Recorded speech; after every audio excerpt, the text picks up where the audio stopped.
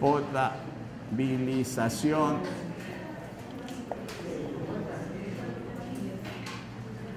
del agua. ¿Qué es lo que nosotros llamamos agua potable? Vamos a ver, todos consumimos agua potable. ¿Por qué decimos agua potable? A ver tú.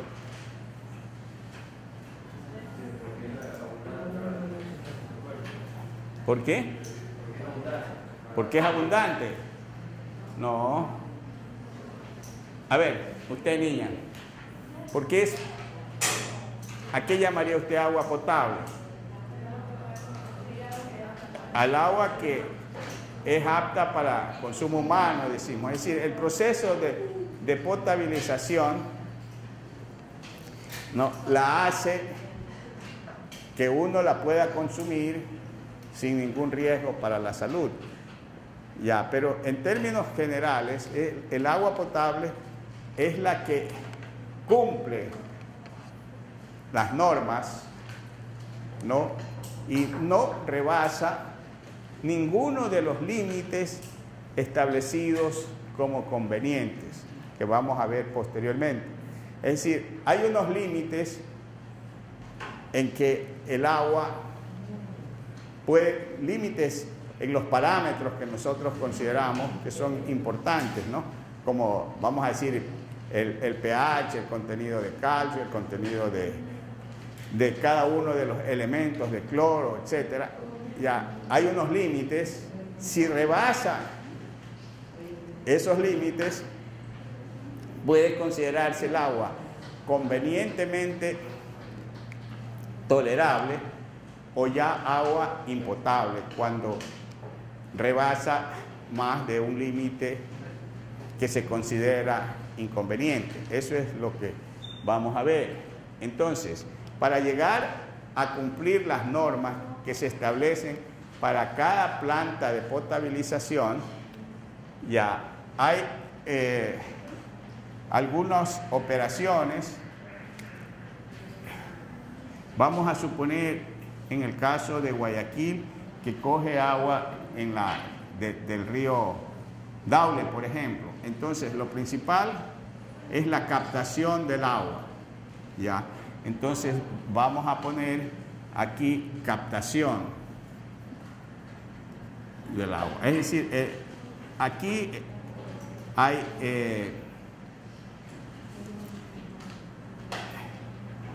digamos, una bomba que hace caer el agua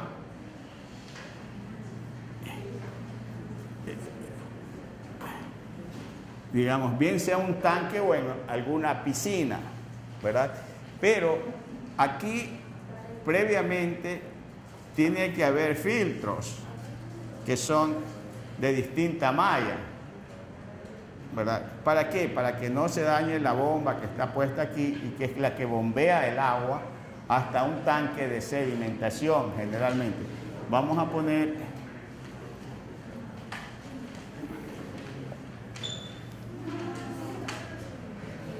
los pasos principales que se cumplen en toda planta de tratamiento de agua, o mejor dicho, en toda planta de potabilización de agua. Ya, entonces, ¿qué es lo que se hace en este tanque de sedimentación? Que los sólidos se asientan, ¿verdad? Vienen acá y la parte que queda acá es bombeada a otro tanque, ya, donde digamos que puede ser, pues aquí estamos simplificando, ¿verdad? Puede ser un tanque de sedimentación, una piscina, o pueden ser varios tanques de sedimentación, ya. Y luego que se sedimenta el agua de aquí, puede ir a una parte donde se hace la floculación,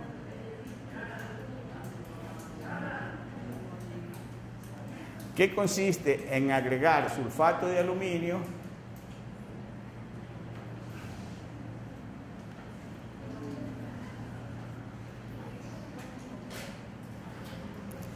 que es el floculante. ¿Qué es lo que hace el sulfato de aluminio? El sulfato de aluminio, vamos a suponer que tiene aluminio, ¿verdad? Que tiene 3 cargas positivas. Ya, entonces, a través de esas 3 cargas positivas, tiene lugar la atracción de partículas que tengan carga negativa, ¿verdad?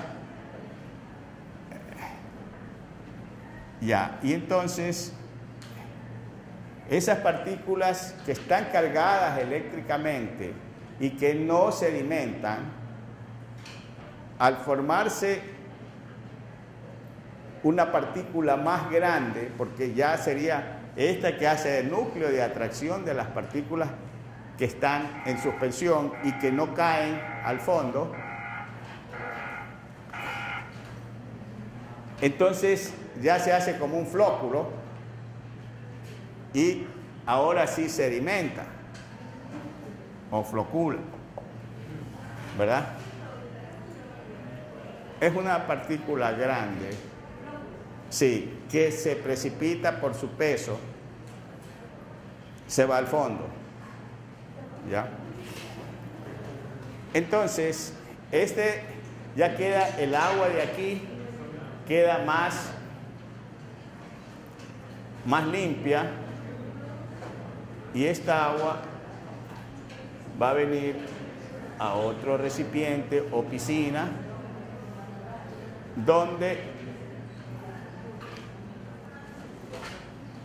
se le agrega cloro. Fíjense, estos son los pasos fundamentales. Aquí es la cloración, o sea que se puede agregar cloro aquí. Después que se le agrega cloro, puede ir a un almacenamiento y después a la distribución.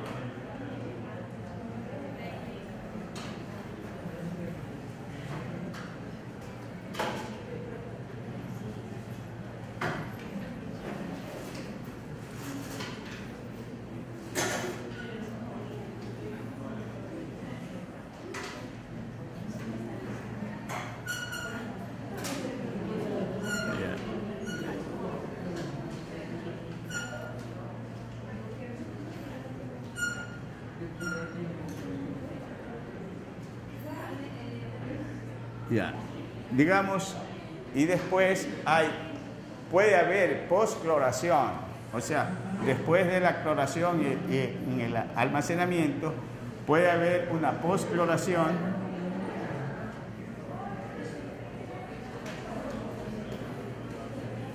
en sitios alejados de la planta de tratamiento. ¿Por qué ocurre esto?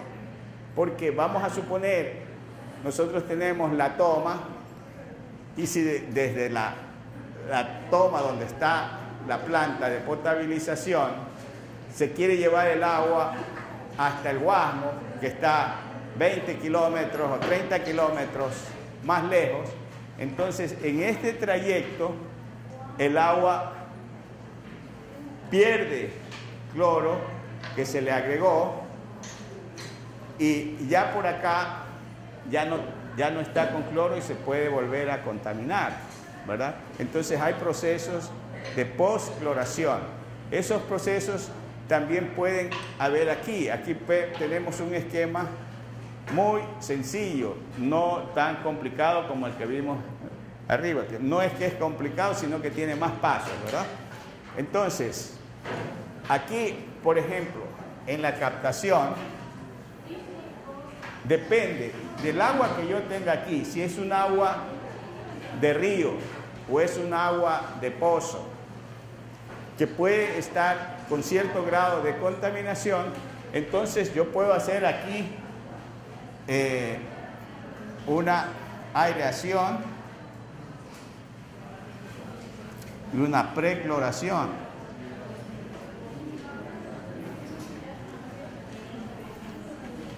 ¿Para qué? Porque si está muy contaminada, yo no quiero contaminar la instalación y le agrego cloro con anterioridad, para matar bacterias si está muy contaminada.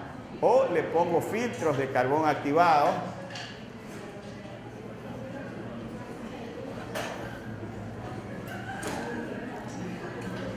Filtros de carbón activado que le elimine malos olores, por ejemplo. Ya. Entonces, el tratamiento en general que yo le vaya a dar al agua, todo lo demás que viene acá, depende del agua que yo tenga a la entrada. Si es un agua de pozo o si es un agua de río y qué tan contaminada está. Entonces, eso me hace decidir a mí qué tratamientos. Aquí está el problema. ¿De qué se trata? Ustedes vimos en el laboratorio que hay distintos tipos de dureza, ¿verdad? El agua, cuando tiene iones calcio y magnesio, es agua dura. El agua, cuando es dura y se usa esta agua dura, por ejemplo, para lavar, estamos perdiendo dinero porque el agua dura no reacciona con el jabón. Entonces ponemos jabón, gastamos el doble de jabón cuando usamos agua dura. Ese es uno de los daños. Otro de los daños que causa son las incrustaciones en las calderas, que pueden causar accidentes, o las incrustaciones en los intercambiadores de calor, que en la industria son muchísimos los intercambiadores que se usan, o muchísimas son las industrias que usan intercambiadores de calor. Entonces, lo que se trata aquí es de ya un problema práctico, eso que vimos en el laboratorio, de determinación de la dureza del agua, del lago, del agua potable, del agua del grifo, ¿ya? Eso es ejercicios para determinar la dureza. Ahora, ¿cómo combatir esa dureza? ¿Cómo eliminarla? Aquí hay un ejercicio ya resuelto y otro ejercicio. Y la manera de resolver es basándose en la estequiometría. Nosotros tenemos la ecuación estequiométrica y calculamos cuánto óxido de calcio se requiere para que todo el magnesio que hay, que es de 65 partes por millón, se precipite. Y aquí está el cálculo. Ustedes ven que todas son relaciones estequiométricas que ya ustedes conocen, pero aquí lo van a ver aplicado. Y este problema de acá es similar. En lugar de ser magnesio, acá es calcio. Pero la manera de resolverlo es similar. ¿Sí? Yo creo que sí lo han entendido o tienen alguna pregunta. Cuando nos referimos a que se precipite, o sea, ¿qué tratamos? De que se vaya al fondo. Ya. Fíjense que aquí no hay resinas sintéticas, no hay las zeolitas, sino es un reactivo que se pone para precipitar. ¿Ya? Esa es la diferencia con lo que vimos en el laboratorio, que se usan resinas, ¿no? Y hablamos de las zeolitas también. Y entonces acá se usa, son reactivos que se usan en los procesos de potabilización del agua también, que algo ya vimos y vamos a continuar viendo. Pregunta, aquí lo primero que se hace es calcular cuántos miligramos de magnesio por litro. Aquí es MD, es miligramos, o mol, no, aquí es mol, no está claro. Ahí es mol de magnesio, y luego esos mol de magnesio por litro, ya se convierten estequiométricamente a gramos de óxido de calcio, viendo la cantidad total y la relación de que un mol de magnesio, 2 positivo, requiere un mol de óxido de calcio, y luego con el peso del óxido de magnesio se sacan los gramos. ¿Sí está claro? Y dice que contiene 65 ppm de magnesio. ¿Afín o es afín? ¿A dónde? En la segunda línea. Aquí. Afín.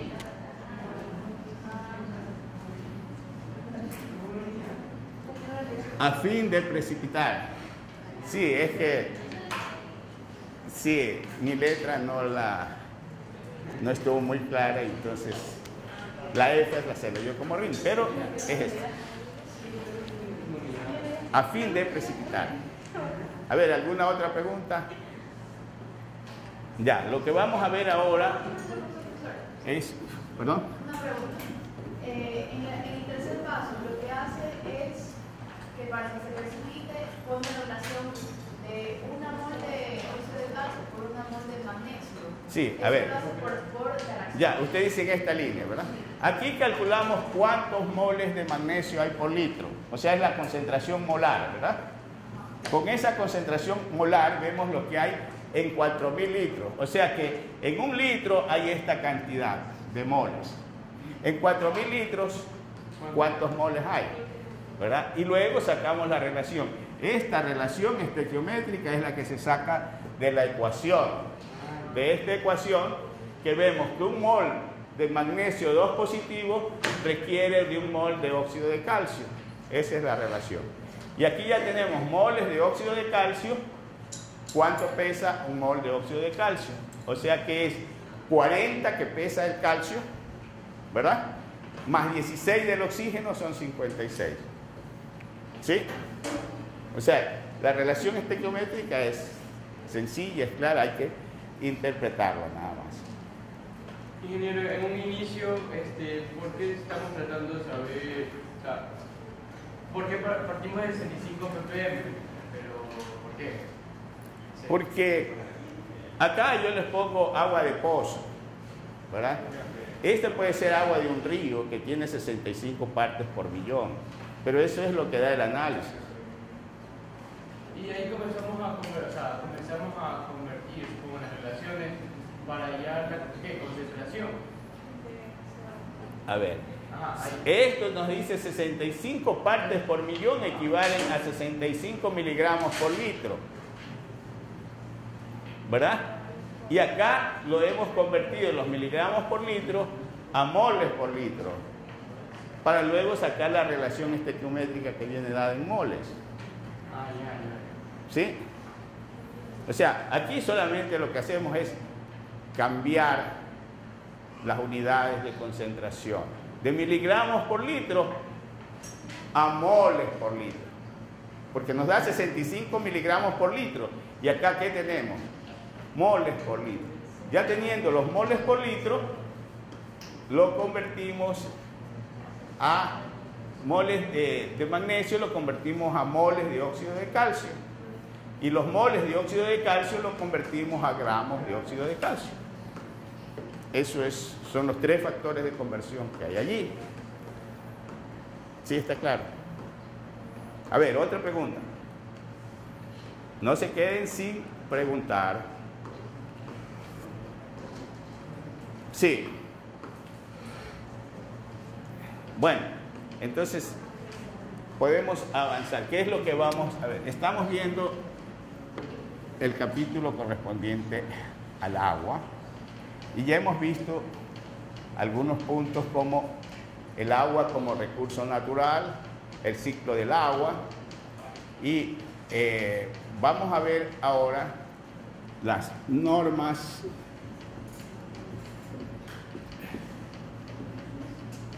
recomendadas para el agua potable.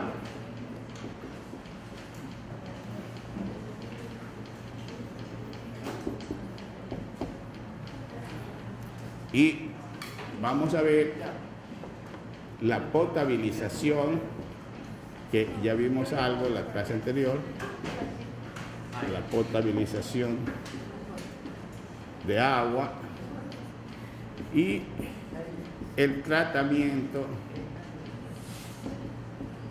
de aguas, se llama aguas negras, pero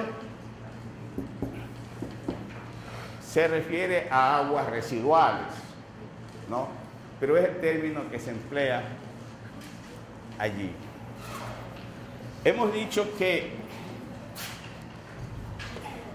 el tratamiento del agua para la potabilización depende de la fuente de abastecimiento. Si yo tengo agua de pozo, el tratamiento que le voy a dar a esa agua de pozo para hacerla potable es después de hacer el análisis de esa agua de pozo. Por ejemplo, en el problema que vimos anteriormente, decimos que un agua de pozo tiene, por ejemplo, 160 partes por millón de calcio o 160 partes por millón de magnesio. Si yo voy a tratar eso, tengo que hacer énfasis para bajar la dureza. Si yo trato un agua de río, ya puede ser que la dureza no sea la misma, que el contenido de cloro que tiene ya el agua sea diferente. Es decir, que los componentes que tiene el agua de pozo no son las mismas, ni siquiera para otros pozos. Cada pozo tiene una composición diferente. Y lo mismo, si es agua de un río, todos los ríos no son iguales, ni aún el mismo río tiene la misma composición cuando nace el río que cuando ya tiene un recorrido de 50 o de 200 kilómetros, ¿verdad? ¿Por qué? Porque se va contaminando o va adquiriendo algunos minerales en su recorrido. De tal manera que los tratamientos de potabilización no pueden ser iguales para todos los casos. Depende. Y eso es lo que vimos la vez anterior, de que hay operaciones básicas, fundamentales, para todo proceso de potabilización. ¿Quién me dice uno? El primer paso. Si yo tengo agua de río, el primer paso, ¿qué es? La captación del agua. Este es el primer paso, ¿verdad? Y entonces aquí lo que yo necesito es una bomba que mueva esto, saque el agua de aquí y lo ponga en un contenedor o en una piscina, ¿verdad? Para que se sedimente allí. ¿Y qué es lo que tengo que ver? Solamente en este paso, de que primero que la bomba no se dañe. Para eso tengo que poner filtros aquí, ¿verdad? Filtros con distinto diámetro en su malla, es decir, para que retenga las partes más gruesas y luego no se dañe aquí la bomba, pero siempre van a pasar sustancias aquí y yo puedo poner acá otro filtro si quiero, depende, pero es importante la captación del agua y luego la sedimentación. Esto es importante en todo proceso. ¿Qué es lo que yo puedo agregar aquí en estos pasos? Que si el agua tiene malos olores, tengo que eliminar esos malos olores. Si el agua ya viene muy contaminada y tiene bacterias, ¿qué puedo hacer? Una precloración, ¿verdad? Pero normalmente eso se decide después de hacer el análisis del agua. Pero el paso fundamental, que no lo puedo evitar, es captar el agua y sedimentarla. Pero hay otros pasos adicionales, ¿verdad? Eso es lo que vimos en la clase anterior. Y ahora vamos a continuar. ¿Sí está claro hasta allí? Ya.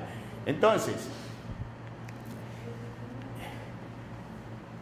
miren, aquí en el proceso de potabilización tenemos en este caso, para este caso, una presedimentación.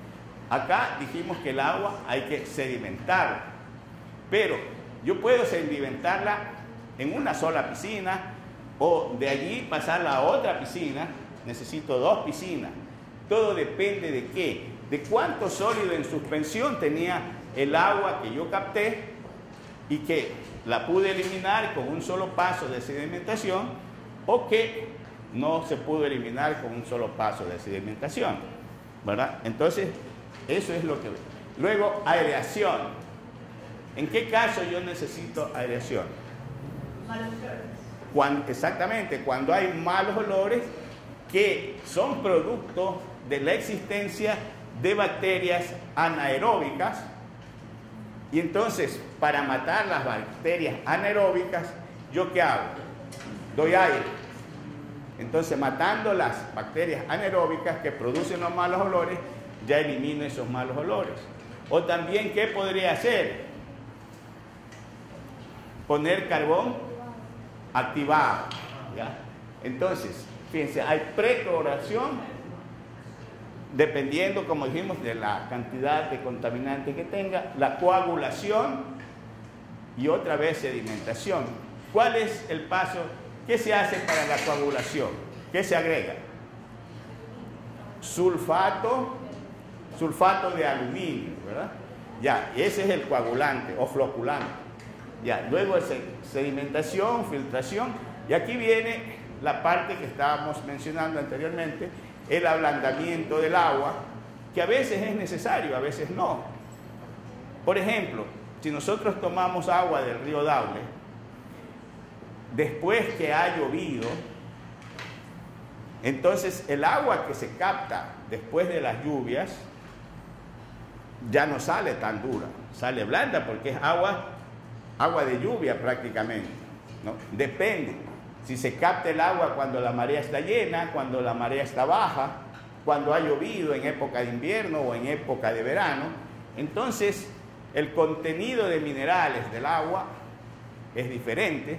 Entonces yo aquí aplico este proceso de ablandamiento según los análisis que me den. Luego la sedimentación, la filtración, el almacenamiento y la postcloración.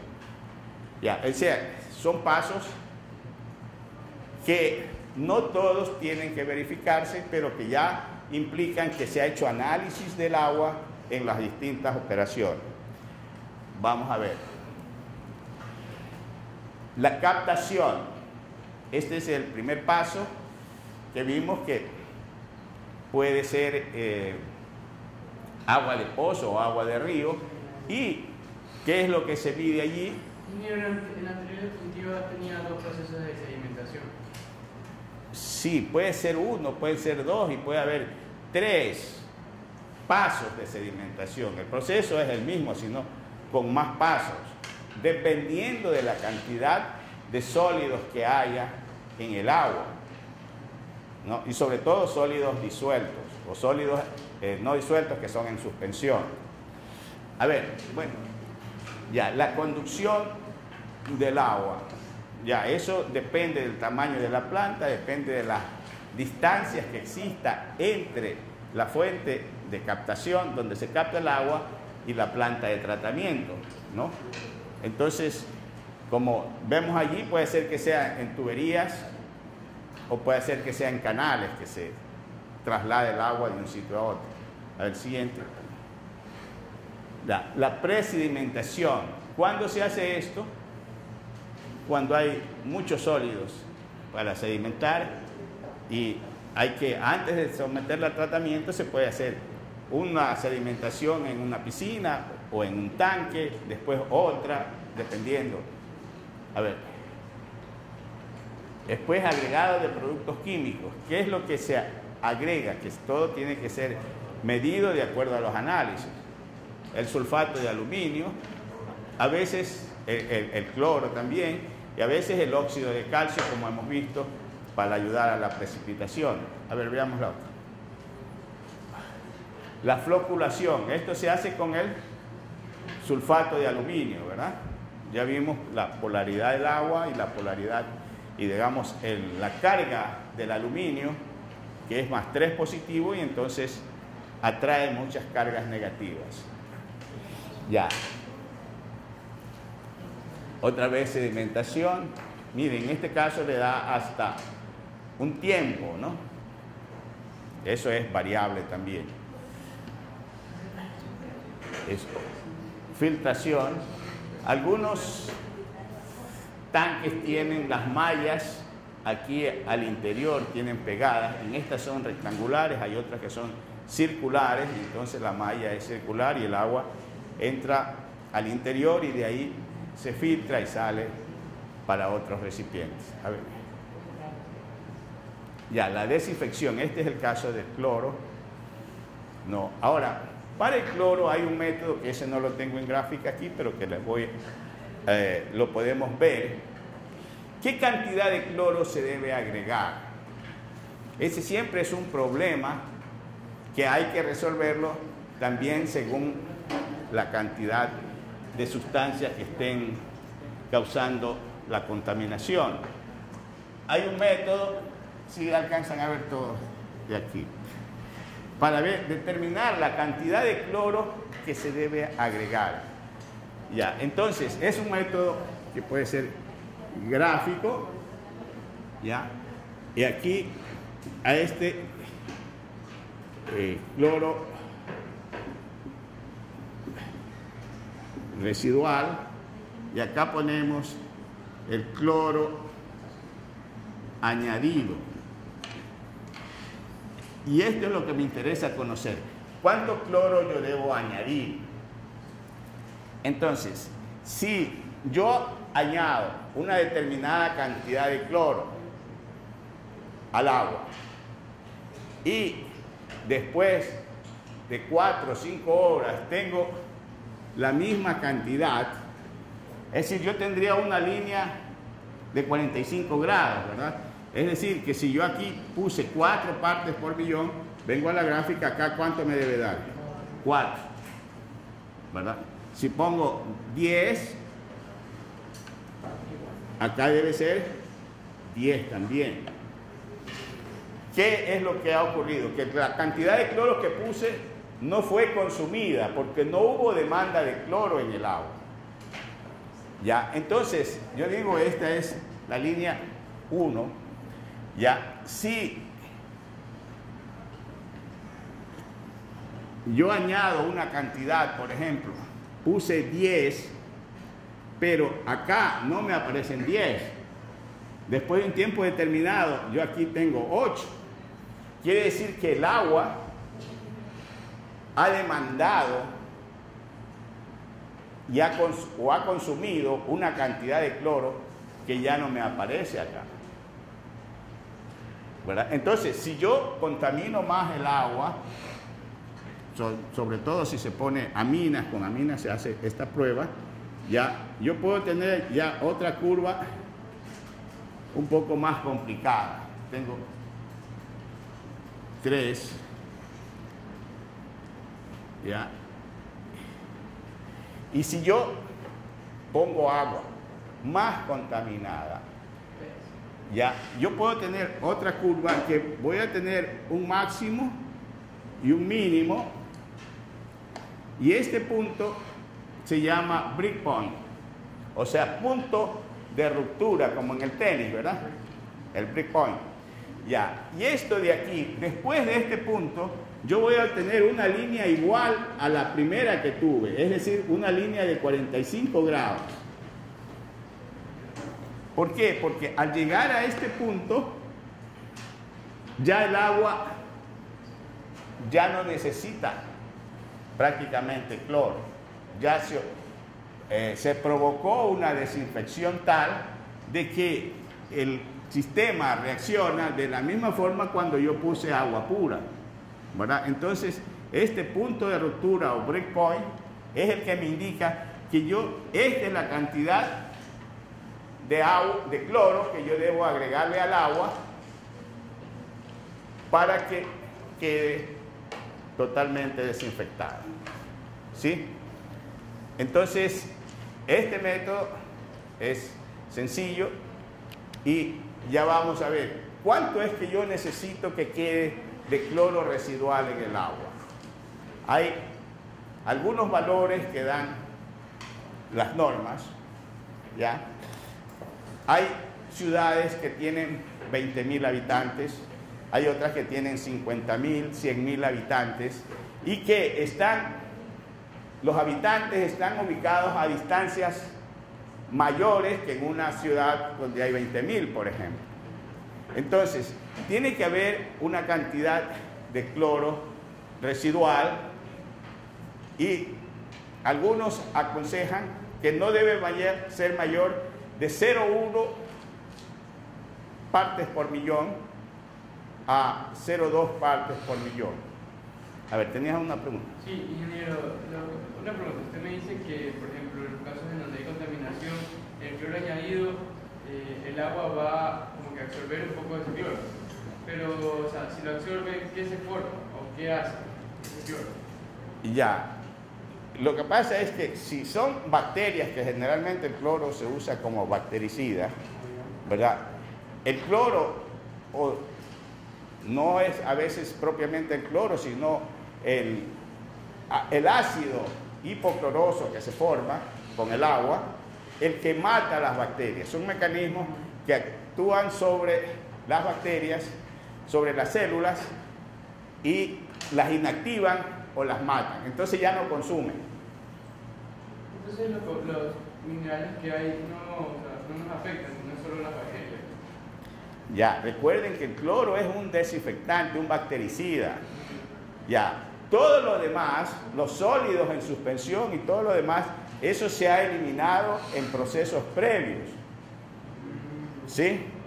Entonces, si yo tengo algún componente que eliminar, algún metal pesado, entonces ya es un tratamiento especial que se le tiene que dar al agua. No, pero en todo caso estamos hablando de procesos de potabilización del agua, partiendo de que esa agua que vamos a tratar no tiene algún componente especial que necesite un tratamiento especial también para eliminarse. Eso lo vamos a ver en las próximas gráficas. O sea, los métodos que vimos de tratamiento de aguas negras, que son los que se aplican antes a veces que vaya a la potabilización. En el breakpoint, es como que el punto en donde, o sea, usted nos dijo que era como... En el breakpoint. Ajá. ¿Qué, o sea, qué es el cloro máximo que hay que agregar? Claro, es que yo voy agregando cloro, ¿verdad? Cuando se llega a este punto, de ahí para adelante, si yo sigo agregando, voy a obtener una línea recta, igual a la primera. ¿Ya? Entonces, quiere decir que la cantidad de cloro que yo añado permanece como cloro residual, no se consume. ¿Sí?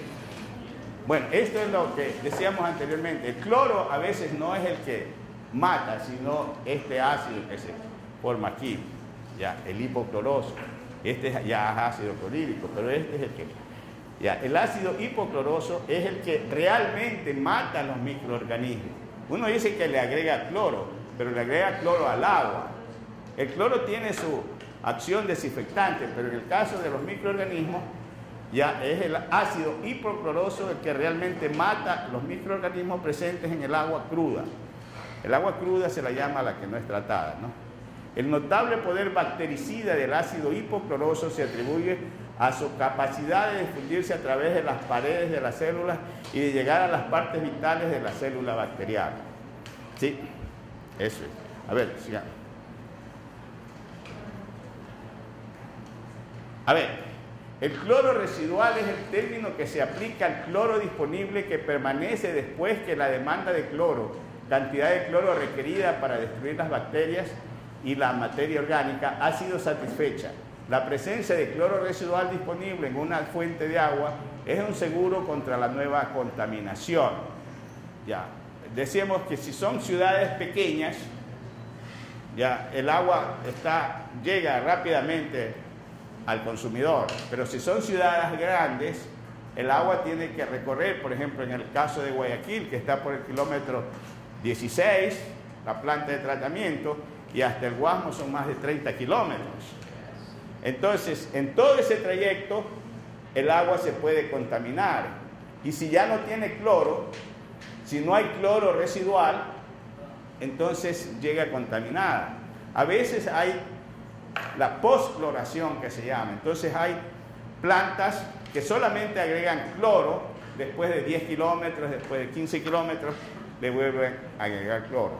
Es una postcloración también. A ver, sigamos, vamos a viendo las otras, ya no. A ver, veamos la otra, porque si no, no nos va a dar tiempo. Ya. Aquí, esto que dijimos, vamos a ver las normas propuestas. Las normas que existen para Guayaquil puede que sean diferentes a las normas que se aplican en Quito.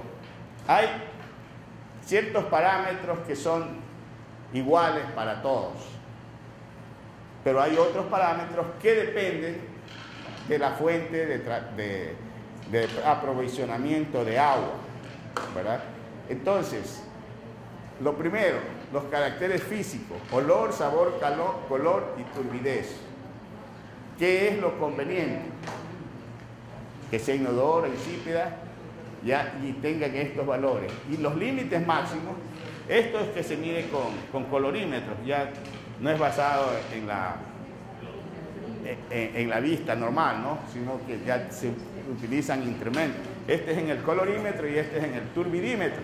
Son valores que pueden variar según la clase de colorímetro o de turbidímetro que sea. Ya. Ahora, hay algunos factores aquí que pueden ser iguales o deberían ser iguales para toda agua potable. ¿Ya? ¿Cómo definimos el agua potable? Agua apta para el consumo humano. Sí, debe ser apta para el consumo humano, pero podemos definir el agua potable como aquella que no rebasa ninguno de los límites establecidos como convenientes. Porque el agua es apta para el consumo humano en Guayaquil y en Quito, pero los límites son diferentes, ¿ya? Ambas pueden ser aptas para el consumo humano, pero los límites que yo doy para llamarla agua potable pueden ser diferentes, ¿ya? Porque depende de la fuente de donde yo estoy tomando el agua, ¿ya? Entonces, agua potable es aquella que no rebasa ninguno de los límites establecidos como convenientes, ¿sí? Entonces, aquí tenemos, por ejemplo, el pH de 7 a 8,5, ¿verdad? Ya es un agua potable. Yo puedo establecer normas más rígidas y decir, puede ser de 7 a 8, nada más. Pero, ¿qué razones tengo yo para poner eso? Tiene que haber alguna razón, ¿no? Para yo poner un límite más estricto. Residuo a 110 grados centígrados, 750 partes por millón. Esto de residuo a 110 quiere decir que se pone la muestra en una estufa a 110 grados centígrados. Después, cloruros de ion cloruro, sulfatos de ion sulfato. Fíjense, aquí está 200 partes por millón. Y miren el límite máximo, 400 partes por millón. O sea, yo tengo un rango aquí muy amplio, ¿verdad? Entonces, yo puedo establecer límites entre estos, límites más específicos para cada. El calcio, que es el que da la dureza, ¿verdad? Y estos dos dan dureza. Dice, son 100 partes por millón. En la práctica que se hizo, ¿cuánto salió? ¿Recuerdan cuánto era